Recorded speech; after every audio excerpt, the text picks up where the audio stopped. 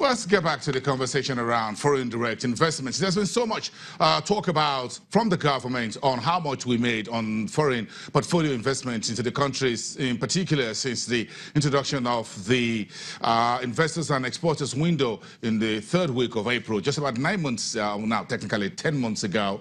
So that's on the foreign portfolio side, talking about fixed income, treasury bills, bonds, stock market, other financial assets. But we're talking now about the foreign direct investment, and that's where the Nigeria Investment Promotion Council, under Yewande Sadiku, the Chief Executive Officer, comes into the playbook. So how much are we achieving through that window?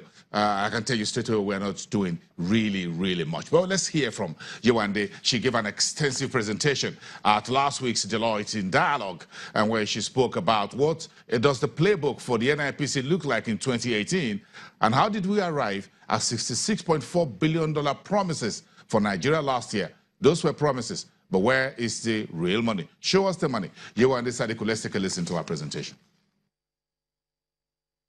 There's a lot of government policies that are buried in big, fat documents. Have you seen them? 145 pages, 120 pages, repetition, errors across many pages. So we want to take some of those documents and reduce them to 2 pages, 4 pages, 6 pages that essentially summarize the essence of what they're saying. If you're interested in investing in a sector, if the document is 200 pages long, I'm sorry, you have to read it. But with a 2 to 6 pager, at least I can get your attention in the first instance, to then take a closer look.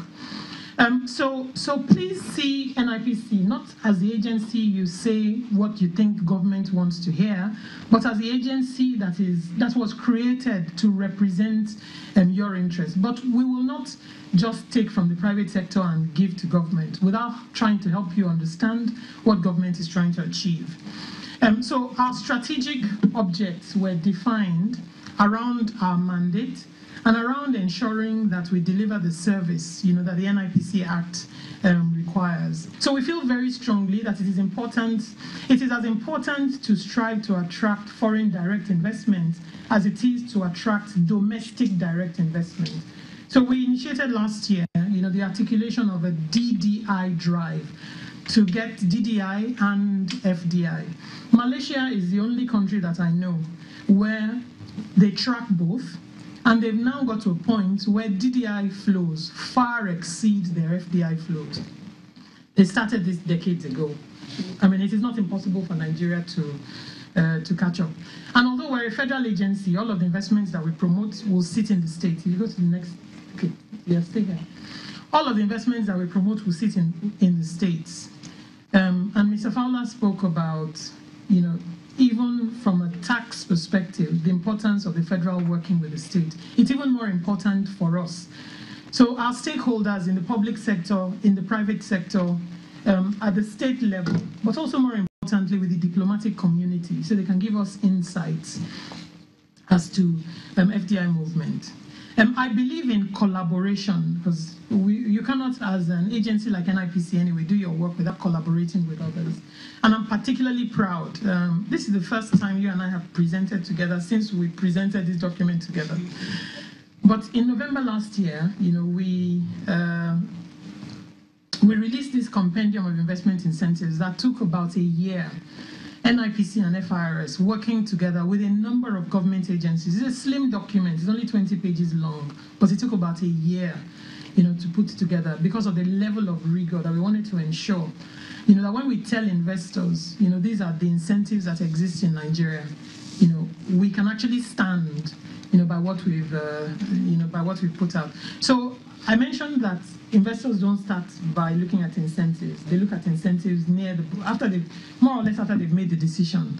But if you have a massive target, you need some low hurdles to jump to encourage the team and to let the public know that you understand what you need to do, even if the task is difficult. At least you're getting some small things done. We thought it was important as well we're looking for foreign investment. How do we ensure that these investments actually meet the objectives that Nigeria, set for itself? And one of the things I found when I joined NIPC, people kept asking me, we've signed agreements with a number of countries that have not been ratified. And I asked the question, what kind of agreements have we signed? Because I've seen some agreements, So we wanted to subject all of the bilateral investment treaties that Nigeria has signed to some test of the quality of the agreement. We picked 20 parameters that look first at critical provisions and those that look at reform-oriented provisions. The object was to make sure that investors have rights, as they should, but they also have obligations as we need. That investors understand that if there are local laws, even if we want your investment, you still need to meet them.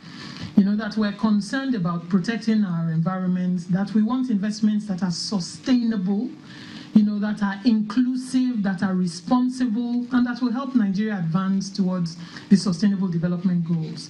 So we reviewed all the agreements that Nigeria has signed. And, I was shocked to find we have 12 agreements in force.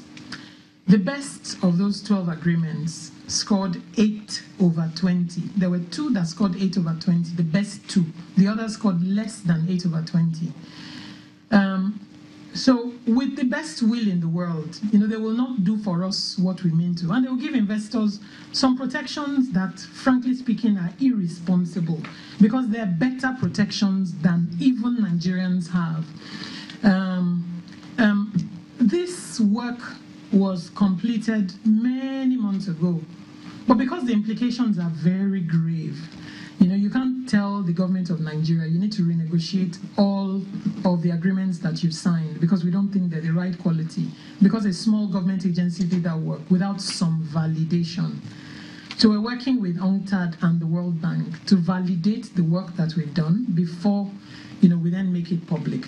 But ultimately what I would like, because these are bilateral agreements, it means investors from those countries come to Nigeria and take advantage of the provisions of these agreements. It also means that Nigerians who go to those countries to do business take advantage of the provisions of those agreements. But nobody knows what the agreements are, what they say. And this is public information. So when